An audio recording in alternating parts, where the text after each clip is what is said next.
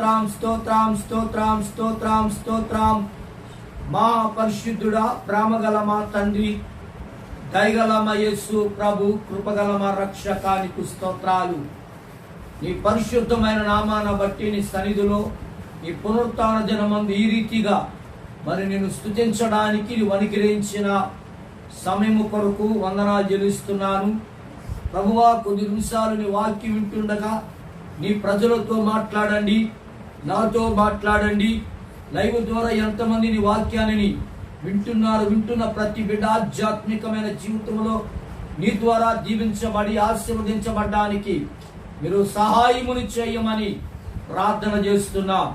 కొద్ది నిమిషాలు మీ సన్నిధి మాతో ఉంచండి. యేసు నామములో ప్రార్థిస్తున్నాము తండ్రి, ఆమేన్. దేవుని నామమునకు మహిమ కలుగును గాక. ప్రభువునందు ప్రియమైన వంటి దేవుని బిడ్డలారా, ఈ ఫేస్బుక్ లైవ్ ద్వారా ప్రభువుని స్తుతించడానికి, ప్రభువును ఘనపరచడానికి, ప్రభువుని మహిమపరచడానికి దేవదేవుడు మనందరికీ చక్కటి అవకాశాన్ని ప్రభు దయచేశారు. ఆయన మనకు అనుగ్రహించిన ఈ శ్రేష్టమైన సమయాన్ని మనము జ్ఞాపకం చేసుకొని కొద్ది నిమిషాలు ఆయన మాటలు ధ్యానం చేసుకుందాం. ప్రభువునందు ప్రియమైన దేవుని బిడ్డలారా, ప్రభు అయిన యేసు క్రీస్తు వారు ఆయన భూలోకములో శరీరధారిగా బ్రతికి ఉన్నంత కాలంలో ఆయన మానవులందరికీ ఒక మాదిరిని చూపించారు. ఆయన చూపించిన వంటి మాదిరిలో దేవుని బిడ్డలైన వంటి వారు, దైవ సేవకులమైన వంటి వారు ఆయన మాదిరిలో నడవాలని ఆయన యొక్క ఉద్దేశ్యము, ఆయన యొక్క ఆలోచన ఉన్నది. ఆయన శరీరధారిగా ఉండిన దినాలలో మరి ప్రభు అనేక మందికి ఒక మాదిరికరమైన వంటి జీవితాన్ని జీవించారు. ప్రభు నందు ప్రియులారా, ఈ లైవ్ ద్వారా ఆత్మీయ బిడ్డలైన మిమ్మల్ని అందరూ కూడా కలుసుకోవటం చాలా సంతోషంగా ఉంది. ఎందుకంటే మనము సమాజముగాను సంఘముగాను కూడుకోవడానికి, ప్రభువుని ఆరాధన చేయడానికి మనకు పరిస్థితులు సరిగా అనుకూలంగా లేవు. కాబట్టి ప్రతి పునరుత్థాన దినము ఈ రీతిగా లైవ్ ద్వారా మిమ్మల్ని అందరూ కలుసుకోవటము జరుగుతుంది. ఈ సమయంలో దేవుని పరిశుద్ధ గ్రంథములో కొన్ని మాటలు మనము ధ్యానము చేసుకుందాం. ప్రభువైన యేసు క్రీస్తు యొక్క ప్రార్థన జీవితం గురించి మనం ఆలోచన చేద్దాం. మన యొక్క అంశము ప్రభువైన యేసు క్రీస్తు ప్రార్థన జీవిత విధానాన్ని గుర్తు చేసుకుందాం. ప్రభువునందు ప్రియులారా, ప్రార్థన అనగా దేవునితో మాట్లాడుట. దేవునితో మాట్లాడుట. భూమి మీద ఉన్న మానవుడు పరలోకమందున్న దేవునితో మాట్లాడడానికి దేవుడు మానవుడికి ఎంత గొప్ప ఆధిక్యతనిచ్చాడు. ఆ ఆధిక్యతను, ఆ అధికారమును, ఆయన ఇచ్చిన గొప్ప కృపను అనుదినము కూడా మనము అనుభవించాలి. ఆయన కృప చాలా విలువైనది. ఆయన కృప చాలా శ్రేష్టమైనది.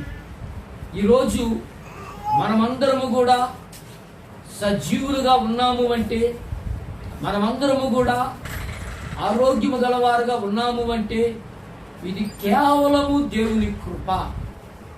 ఆయన కృప మనకు తోడుగా ఉన్నది. కాబట్టి ఈరోజు మన కుటుంబాలలో మనం ఈ రీతిగా ప్రభువును స్తుతించగలుగుతున్నాం. ఈరోజు చాలామందితో నేను మాట్లాడాలని, చాలామందిని ఆత్మీయ బిడ్డలను కలవాలని ఈ లైవ్ ద్వారా ఎంతమంది బిడ్డలు వింటున్నారో, వింటున్న మీ అందరికీ నా యొక్క విన్నపము ఏమిటంటే, చూడండి, ఈరోజు పరిస్థితులు చాలా భయంకరంగా ఉన్నాయి. చాలా భయంకరమైనటువంటి పరిస్థితుల్లో, భయంకరమైనటువంటి దినాల్లో మనము జీవిస్తున్నాం. అయితే భయంకరమైన పరిస్థితుల నుండి పరిపూర్ణమైన విడుదల మనం పొందుకోవాలి అంటే మనలందరినీ విడిపించగలిగినటువంటి వ్యక్తి ప్రభువైన యేసు క్రీస్తు వారై ఉన్నారు. మన జీవితము ప్రతిరోజు కూడా ప్రభువుతో కలిసి మనం బ్రతకాలి, ప్రభువుతో కలిసి మనం జీవించాలి. ప్రభుతో కలిసి మనం ఉండాలి అంటే మన అనుదిన పరిచర్యలో మనం ఏ విధంగా ఉంటే దేవుని ద్వారా దీవించబడతామనే విషయాన్ని మనం గుర్తు చేసుకోవాలి. గమనించండి, ప్రార్థన అనగా దేవునితో మాట్లాడుట. మనము దేవునితో మాట్లాడాలి, దేవుడిని మనము కలవాలి. దేవుని మనం కలవాలి అంటే మనం చేయవలసిన పని ఏంటంటే, బైబిల్లో రాయబడిన మాట, నా నామ పేరట 2 లేక 3 ఎక్కడ కూడి ఉంటారో వారు మధ్యలో నేను ఉంటాను అని యేసయ్య చెప్పారు. ఆయన మన మధ్యలో ఉండాలి అంటే, ఆయన మనతో ఉండాలి అంటే మనము కుటుంబపరముగా కూడుకొని ప్రార్థన చేయాలి. సంఘపరముగా కూడుకొని ప్రార్థించడానికి సమయం మనకు లేదు, పరిస్థితులు అనుకూలంగా లేవు. అయితే మనం చేయవలసిన పని ఏమిటి? మనము కుటుంబముగా కూడుకొని దేవుని సన్నిధిలో, దేవుని పాదాల దగ్గర మనము ప్రార్థించాలి. మన సమస్యలు దేవునికి మనము చెప్పాలి. ఒక తండ్రి దగ్గరికి కుమారుడు వచ్చి కుమారుడికున్న అవసరత తండ్రికి తెలియపరిచాడు. నా తండ్రి, నాకు ఈ అవసరత ఉన్నది, ఈ అక్కరత ఉన్నది అని చెప్పి తండ్రితో కుమారుడు చెప్పాడు. కుమారుడు చెప్పిన వంటి మాట తండ్రి విన్నాడు. అలాగే మన తండ్రి భూలోకంలో ఎవరంటే పరలోకమందున మన తండ్రి ప్రభువైన యేసుక్రీస్తు వారై ఉన్నారు. ఆయన మన తండ్రి, మనం ఆయన బిడ్డలము. మనము మన తండ్రితో మాట్లాడకపోతే మన జీవితంలో, మన బ్రతుకుల్లో ఆశీర్వాదం అనేది ఉండదు. శత్రువైన సాతానుని జయించాలన్నా, శత్రుపై విజయాన్ని పొందాలన్నా మనకు కావలసినది ఏమిటి? తండ్రితో సావాసం. ప్రభువైన యేసుక్రీస్తుతో సావాసం చేయాలి. ప్రభువైన యేసుక్రీస్తు వారితో కలిసి మనం మాట్లాడాలి. ప్రార్థన అనగా దేవునితో మాట్లాడుట, దేవునితో మాట్లాడుట. దేవుడు నిజంగా క్రైస్తవ సంఘాలకు ఒక చక్కని ఆధ్యాత్మికమైన పాఠాన్ని నేర్పుతూ ఉన్నాడు ఈ దినాల్లో. ఏమిటి ఆధ్యాత్మికమైన పాఠం? ఏమిటంటే, ఇంతవరకు నీవు నీ ఇంటిలో నీ భర్తతో కానీ, నీ బిడ్డలతో కానీ, నీ కుటుంబంతో కానీ ఒకరు కలిసి గడపలేక ఎన్నో రకాలైన ఇబ్బందులు. భర్త ప్రేమ భార్యకు తెలియక, భార్య ప్రేమ భర్తకు తెలియక, బిడ్డల ప్రేమ తండ్రికి తెలియక, తండ్రి ప్రేమ బిడ్డలకు తెలియక, ఎన్నో విధాలుగా, ఎన్నో రకాలుగా చాలా మంది ఇబ్బందులు పడి ఉండొచ్చు. కానీ దేవుడు ఏం చేశాడంటే, నా బిడ్డలైన మీరందరూ కూడా మీ గృహాల్లోనే మీరు ఉండాలి, మీ గృహాల్లో మీరుండి నా సన్నిధిలో మీరు గడపాలని ప్రతి క్రైస్తవ కుటుంబాలకు దేవుడు ఒక అవకాశాన్ని ఇచ్చాడు. దేనికి అవకాశం అంటే, ఒక్క మాటలో చెప్పాలంటే, ప్రభువు అయిన యేసు క్రీస్తులో బలవంతులుగా ఉండడానికి. ఆయన సన్నిధిలో మనం బలవంతులుగా ఉండాలని, ఆయన సన్నిధిలో మనం గడపాలని. మన జీవితంలో ఎప్పటి వరకు కుటుంబ ప్రార్థన మనకు లేదేమో, కానీ మార్చి 22వ తారీఖు నుండి ఇప్పటి వరకు దేవుడు మన కుటుంబాలలో మనం కుటుంబ ప్రార్థన చేసుకోవడానికి దేవుడు చక్కటి అవకాశం ఇచ్చాడు. అంతేకాదు, ప్రభునందు ప్రియులారా, ఈరోజు ఎంతమంది మరి యొక్క వైరస్ వలన ఎక్కడ ఏ విధమైన ప్రయాణాలు చేయకూడదు, ఎవరు ఎక్కడికి వెళ్ళకూడదు, ఎవరింట్లో వారే ఉండాలి అని ఈ యొక్క భారతదేశం యొక్క ప్రధానమంత్రి గారు గౌరవనీయులైన నరేంద్ర మోడీ గారు మనకి తెలియపరిచారు. కాబట్టి ఈరోజు మన గృహాల్లో మనం ఉండి ఏమి చేస్తున్నాం అది ఆలోచన చేయండి. దేవుడు మార్చి 22వ తేదీ నుండి ఈ రోజు వరకు ఏప్రిల్ నెల, ఇది ఏప్రిల్ నెల, మరి 19వ తారీఖు ఈ పునరుత్థాన దినం వరకు ఎన్ని కోటలు నీవు దేవుడి దగ్గర నీ కుటుంబంతో కలిసి ప్రార్థన చేయగలిగావో ఒకసారి ఆలోచన చేయి. ఎక్కడో ఈ భయంకరమైన వ్యాధి వచ్చింది, పలానా దగ్గర ఎంతమంది చనిపోతున్నారు, పలానా దగ్గర ఈ విధంగా జరుగుతుంది అని మనం చెప్పుకుంటున్నాం. కానీ ఒక్క విషయంలో గమనించు, దేవుడిచ్చిన వాగ్దానం ఉన్నాయి. దేవుడు చాలా వాగ్దానాలు చేశాడు. దేవుడు వాగ్దానం చేశాడని వాగ్దానాన్ని పట్టుకొని ప్రార్థన చేయటం మానకూడదు. నువ్వు ప్రతిరోజు ప్రార్థన చేయాలి. పరిశుద్ధమైన దైవ గ్రంథములో కొన్ని మాటలు ధ్యానం చేసుకుందాం. చూడండి, ప్రభువైన యేసు క్రీస్తు వారు ఈ భూలోకములో ఆయన సజీవుడిగా బ్రతికి ఉన్నంత కాలములో ఆయన ఒక చక్కని మాదిరిని మనకు చూపించారు. ఏమిటి ఆ మాదిరి అని మనం ఆలోచిస్తే, మార్కు సువార్త 1వ అధ్యాయం, మార్కు సువార్త 1వ అధ్యాయం 35వ వచనము నుండి చదువుకుందాం. ఆయన పెందల కడలని లేచి ఇంకను చాలా చీకటై ఉండగానే బయలుదేరి అరణ్య ప్రదేశమునకు వెళ్ళి అక్కడ ప్రార్థన చేయుచుండెను. సీమోనును అతనితో కూడా ఉన్నవారును ఆయనని వెదుకుచు వెళ్ళి ఆయనను కనుగొనును. అందరూ నిన్ను వెదుకుచున్నారని ఆయనతో చెప్పగా ఆయన ఇతర సమీప గ్రామములోను నేను ప్రకటించుచున్నట్లు వెలుదము రండి. దేవునికి మహిమ కలుగును గాక. హల్లెలూయా. ప్రభువునందు ప్రియులారా, ప్రభు అయిన యేసు క్రీస్తు అనుదిన పరిచర్యలో ఆయన ఒక అలవాటు చేసుకున్నారు. ఏమిటి ఆయనకున్న అలవాటు? బాగా మనం గమనించినట్లయితే యేసు క్రీస్తు యొక్క ప్రార్థనా జీవిత విధానం, యేసు క్రీస్తు ప్రార్థనా జీవిత విధానాన్ని మనం చూస్తే మార్కు సువార్త 1వ అధ్యాయం ఈ 35వ వచనములో మనం చదువుకున్నాం. ఏమని చదువుకున్నాము?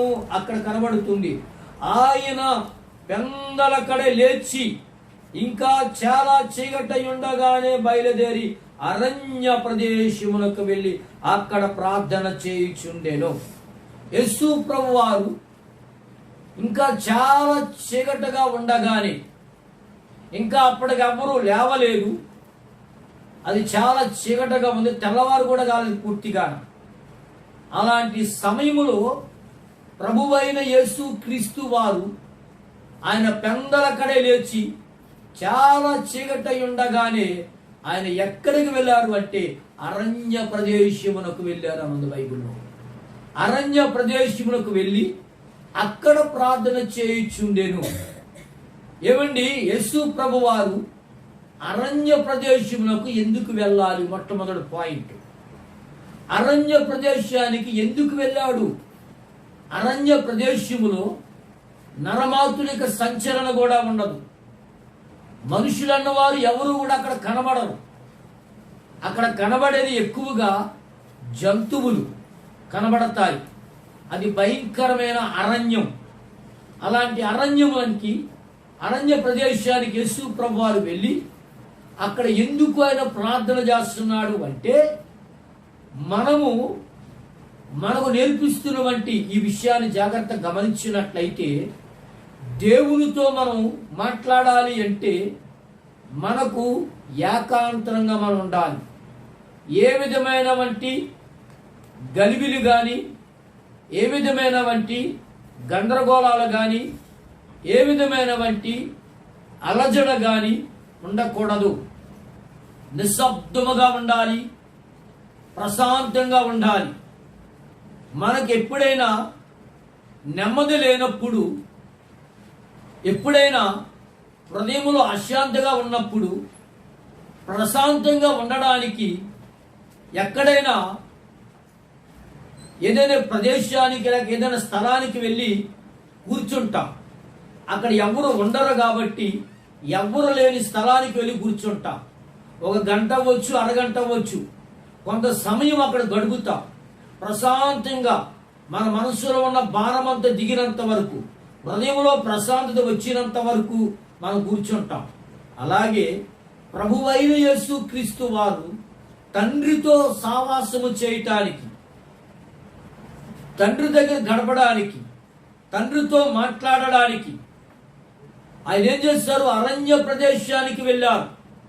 ఈరోజు నువ్వు గమనించవలసిన విషయం ఏమిటంటే, మన జీవితాల్లో మనకి మోకాల అనుభవం చాలా అవసరం, మొట్టమొదటిది. రెండవది, మనం గమనించినట్లయితే మనకు ఎంత మోకాల అవసరం, ఎంత ప్రాముఖ్యమో దేవునితో సావాసం కూడా అంత ప్రాముఖ్యంగా ఉండాలి.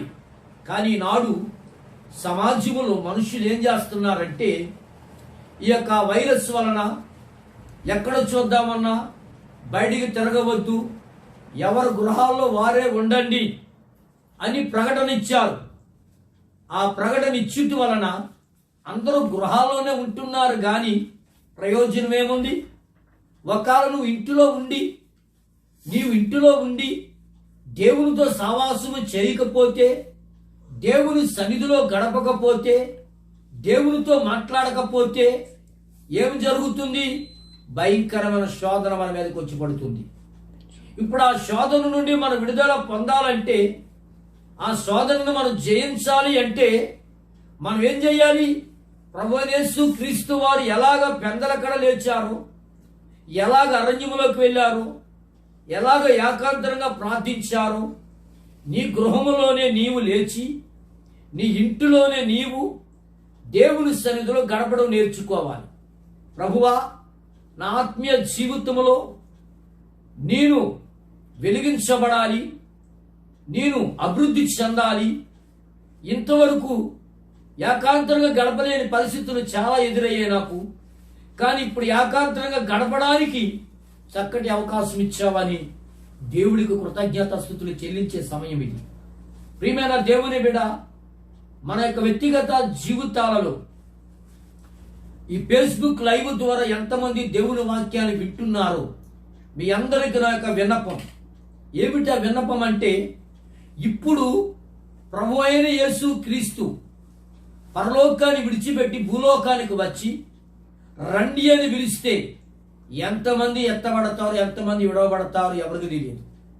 కానీ ఈ యొక్క దినాలన్నీ కూడా మనకు మేలుకరమైన దినాలుగా ఉన్నాయని, ఆశీర్వాదకరమైన దినాలుగా ఉన్నాయని, రాబోయే ఆ రాకడకు నేను ఎత్తబడాలి అని ఎవరైతే అనుకుంటున్నారో వారందరికీ సిద్ధపాటు కలిగి ఉండటానికి ఈ సదవకాశాన్ని దేవుడు మనకు అనుగ్రహించున్నారు. కాబట్టి నీవు చేయవలసింది, ఒక భక్తుడు అంటాడు, ప్రార్థన లేనివాడు ప్రాణము లేనివాడితో సమానమంట. ప్రార్థన లేనివాడు ప్రాణము లేనివాడితో సమానము. ఎందుకు ఈ మాట భక్తుడు చెప్పాడు అంటే, నిజమే, చాలా మంది చూడండి, ప్రార్థన లేనివాడు ప్రాణము లేనివాడితో సమానం అంటే మనుషులుగా మనం ఈ లోకంలో బ్రతికి జీవించవచ్చేమో కానీ ఆత్మీయతలో చచ్చిపోతున్నాం. మనం ఆత్మీయతలో చచ్చిపోయిన వారు అయిపోతున్నాం. ఇప్పుడు చనిపోయిన వంటి ఒక వ్యక్తిని తీసుకొచ్చి మన దగ్గర పడుకోబెట్టారు అనుకోండి, మనం అక్కడ ఉంటామా? అక్కడ ఉండం.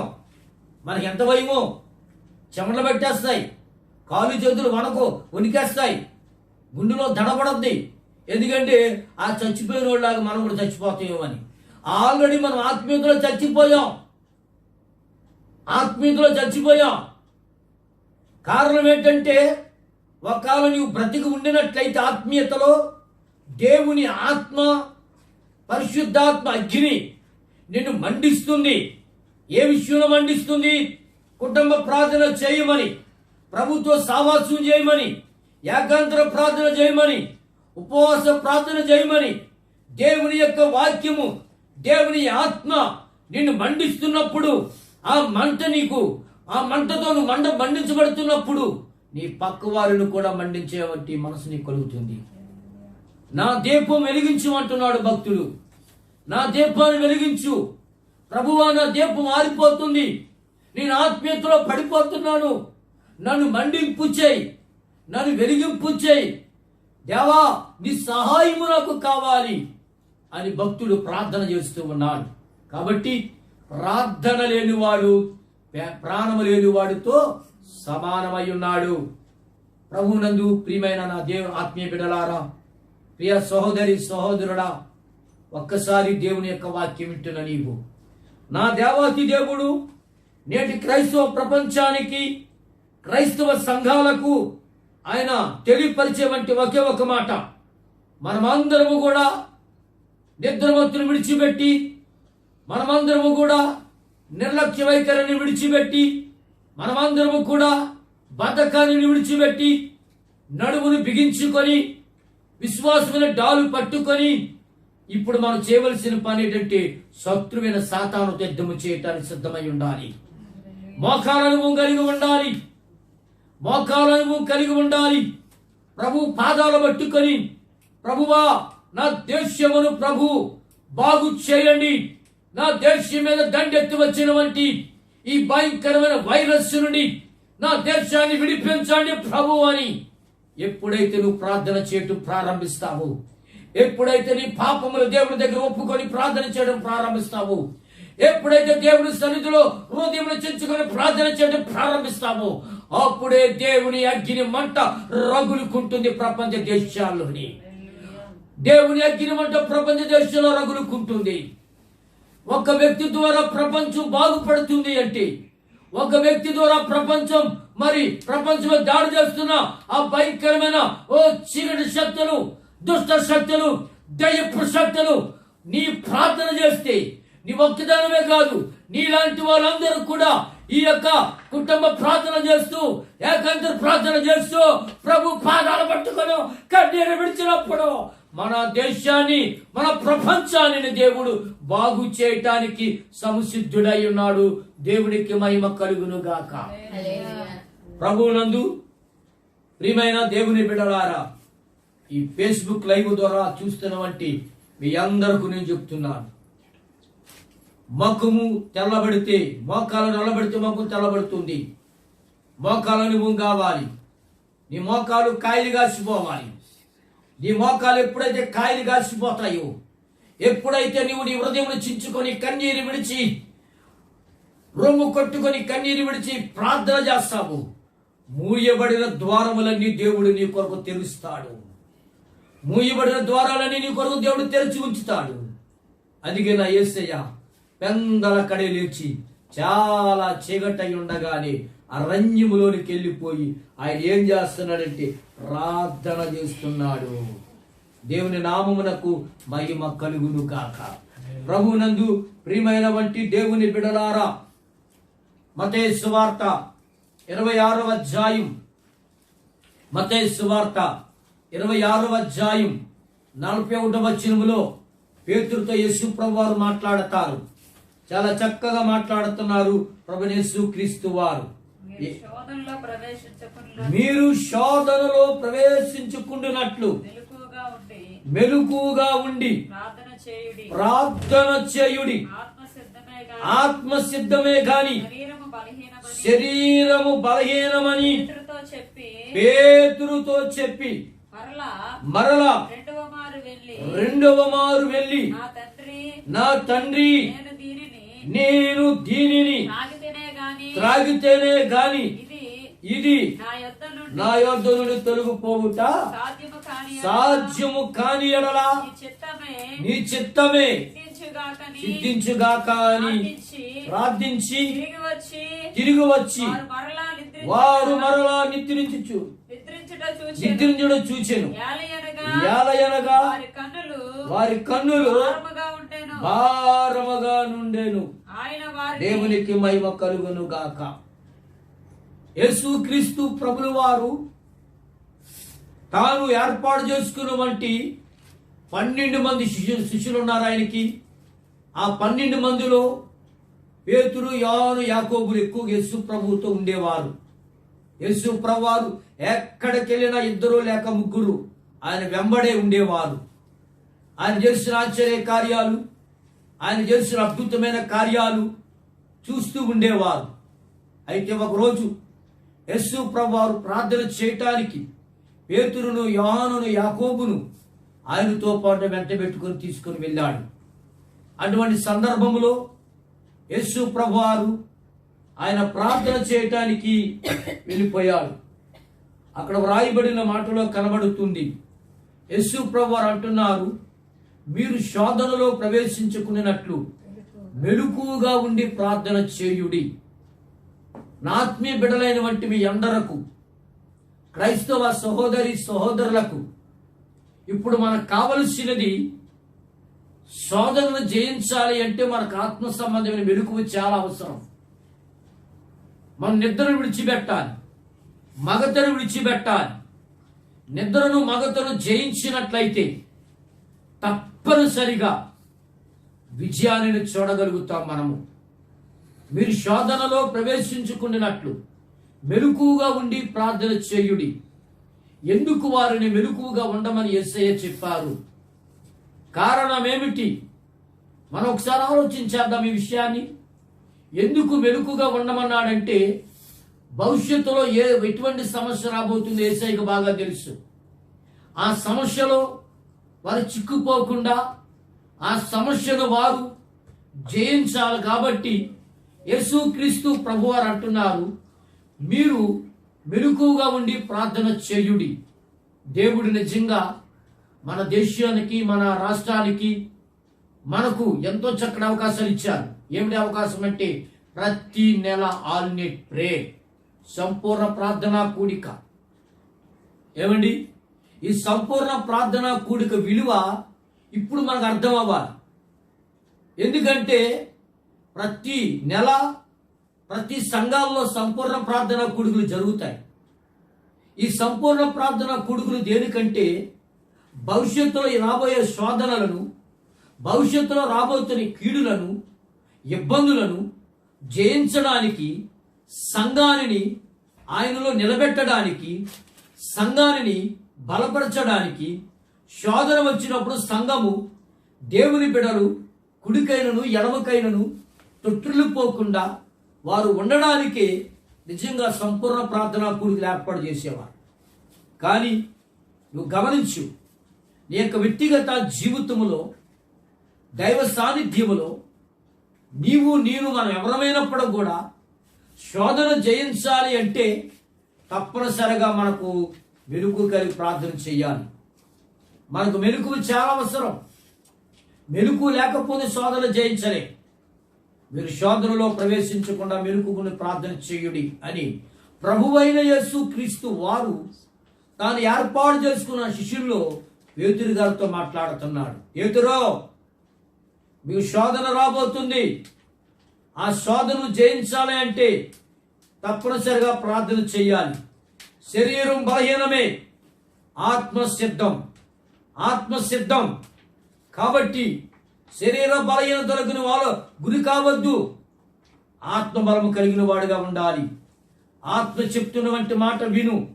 ఆత్మ హెచ్చరిక చేస్తున్నప్పుడు ఆ హెచ్చరిక లోబడు అని పేతురుని ప్రభువైన యేసుక్రీస్తు వారు ప్రేమతో ఆయనకు తెలియపరుస్తూ ఉన్నాడు. ప్రేమతో గద్దిస్తున్నాడు. నిజమే, గద్దింపు అనేది మనకు చాలా మేలు కలుగు చేస్తాడు. దేవుడు కొన్నిసార్లు మనం గద్దిస్తాడు.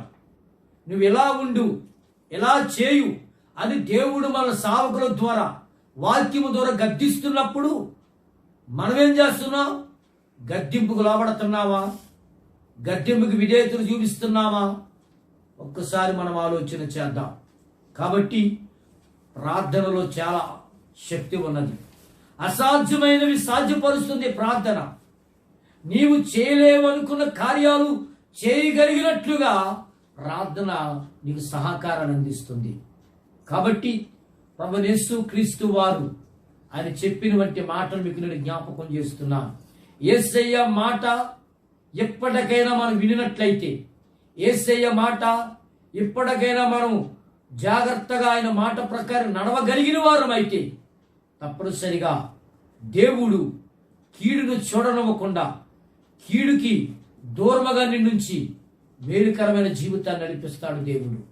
మేలుకరమైన మార్గంలో నడిపిస్తాడు దేవుడు. కీడు వచ్చిందని బాధపడవసరం లేదు. కీడు వెనకాతల దేవుని యొక్క మేలులు ఉంటాయి, దేవుని యొక్క ఆశీర్వాదాలు ఉంటాయి. కాబట్టి ఇప్పుడు ఆరిపోతున్న నీ ఆత్మీయ జీవితం, ఆరిపోతున్న నీ దివిటి, ఆరిపోతున్న ఆత్మీయ మంట తిరిగి మళ్ళీ పుట్టాలి నీలో నుండి. ఆరిపోతున్న నీ దీపం తిరిగి మళ్ళీ వెలిగించబడాలి.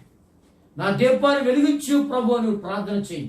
నీ ఇంటిలో నీ కుటుంబంతో కలిసి మా కుటుంబాన్ని వెలిగించండి ప్రభు, ఆధ్యాత్మికంగా వెలిగించండి ప్రభు అని నువ్వు ప్రార్థన చేయగలిగినట్లయితే నా దేవుడు నిన్ను ఆధ్యాత్మికంగా వెలిగించడానికి సిద్ధముగా ఉన్నాడు. ప్రియ దేవుని జనంగమా, ప్రియ సహోదరి, ప్రియ సహోదరుడా, 1వ దశలోనిక పత్రిక చాలా చక్కగా మాటలు రాయించారు. 1వ దశలోనిక పత్రిక చూడండి, దేవుని పరిశుద్ధ గ్రంథములో నుండి 1వ దశలోనిక పత్రిక 5వ అధ్యాయములో ఒక చక్కని మాట వ్రాయబడి ఉన్నది. ఎడతెగక ప్రార్థన చేయుడి. 15వ వచనం, 5వ అధ్యాయం 15వ వచనం అంటాడు, ఎడతెగక ప్రార్థన చేయుడి, ప్రతి విషయమునందు కృతజ్ఞతాస్తుతులు చెల్లించుడి, ఇలాగు చేయుట యేసు క్రీస్తునందు మీ విషయములో దేవుని చిత్తం, ఆత్మను ఆర్పకుడి. చూసారండి, ఎడతెగక ప్రార్థన చేయమంటున్నాడు. ఎడతెగక మనం ప్రార్థన చేయాలి. మనం ఆరిపోయే పరిస్థితికి వెళ్ళిపోకూడదు. మనము ఆరిపోయే వంటి పరిస్థితులు ఉండకూడదు. మనం నిరీక్షణ గలవారమై ఉండాలి. అబ్రహాము నిరీక్షణకు ఆధారం లేని సందర్భాల్లో ఆయన నిరీక్షణ కలిగి ఉన్నాడు. నిరీక్షణ కలిగి ఉన్నాడు కాబట్టి అబ్రహాము దేవుని ద్వారా దీవించబడ్డాడు, దేవుని ద్వారా ఆశీర్వదించబడ్డాడు. కాబట్టి మనకు నిరీక్షణ చాలా అవసరం. మోకరించండి, ప్రార్థన చేద్దాం. మోకరించండి, ప్రార్థన చేద్దాం. అందరూ కూడా మోకరించండి, ప్రార్థన చేద్దాం. ప్రియమైన దేవుని బిడ్డ, ప్రియమైన దేవుని బిడ్డ, ఒక్క సెకండ్ ఆలోచన చేయి. నీవు నీ ఆత్మీయత ఎలా ఉంది? నువ్వు ఇప్పుడు ఈరోజు ఎలా ఉన్నావు? నీవు ప్రియమైన చెల్లెమ్మ ఎలా ఉన్నావు? ప్రియమైన తల్లి ఎలా ఉన్నావు? తమ్ముడు ఎలా ఉన్నావు? ఆత్మీయంగా నువ్వు బలవంతుడిగా ఉన్నావా? ఆత్మీయంగా నువ్వు బలవంతుడిగా ఉంటే నీ ద్వారా అనేక మందిని దేవుడు వెలిగిస్తాడు. ఒకవేళ నువ్వు ఆత్మీయతలో జారిపోయి నేను బాగానే ఉన్నాను అనుకుంటున్నావా? నేను బాగానే ఉన్నాను అని అనుకుంటున్నావేమో. ప్రార్థన లేని జీవితమా? వాక్యము చదవలేని జీవితమా? కుటుంబ ప్రార్థన లేని జీవితం అయితే నువ్వు ఆరిపోతున్నావు, నువ్వు జారిపోతున్నావు, నువ్వు పడిపోతున్నావు. ఒక్కసారి నువ్వు ఆలోచన చేయి. మనం సరి చేసుకునే సమయాలు ఇవి, మనం సిద్ధపడే సమయాలు ఇవి. ప్రార్థన చేద్దాం. స్తోత్రము నాయన, మహాపరిశుద్ధుడా, ప్రేమగల మా తండ్రి, దయగల మా ప్రభు, కృపగల మా రక్షక, నీకు వందనాలు. మీ నామ పేరట మీ సాన్నిధ్యములో మేము ప్రార్థన చేస్తున్నాం. ప్రభు, మీరు శరీరధారిగా ఉండిన దినాల్లో ఏ విధంగా మీరు ఏకాంతర ప్రార్థనలు చేశారు, అలాంటి ప్రార్థనా జీవితం మాకు కావాలి. మమ్మల్ని వెలిగించండి ప్రభు. నా దీపమును వెలిగించమని భక్తుడు పాడుతున్నాడు. మమ్మల్ని వెలిగించండి ఆత్మీయతలో. ఎంతమంది బిడ్డలు ఈ ఫేస్బుక్ లైవ్ ద్వారా వాక్యాన్ని వింటున్నారు? వింటున్న ప్రతి బిడ్డ నజరేయుడైన యేసు నామములోని వెలిగించబడును గాక, వెలిగించబడును గాక. ప్రతి బిడ్డ కన్నీరు తడవబడును గాక. ప్రతి బిడ్డ కన్నీరు సంతోషముగా మార్చబడును గాక. ప్రభు నువ్వు చాలా గొప్ప దేవుడివయ్యా. ఆయన యందు విశ్వాసం నుంచి వారు సిగ్గుపరచబడన్నావు. నీ యందు విశ్వాసం కలిగిన ప్రతి బిడ్డ నీలో బలవంతులుగా ఉండినట్లుగా చేయండి, నీలో శక్తివంతులుగా ఉన్నట్లు చేయండి. నీ కృప అందరికీ తోడుగా ఉంచండి. ఈ ఫేస్బుక్ లైవ్ ద్వారా ఈ రీతిగా బిడ్డలందరినీ కలవటానికి నువ్వు ఇచ్చిన గొప్ప కృప కొరకు స్తోత్రాలు, వందనాలు తండ్రి. అందరిని దీవించు, ఆశీర్వదించు. యేసు నామములో ప్రార్థిస్తున్నాము తండ్రి, ఆమేన్. తండ్రి అయిన దేవుని ప్రేమ, కుమారుడైన యేసుక్రీస్తు కృప, పరిశుద్ధాత్మ యొక్క సహవాసం సదాకాలంతో నడిపించును గాక. ఆమేన్.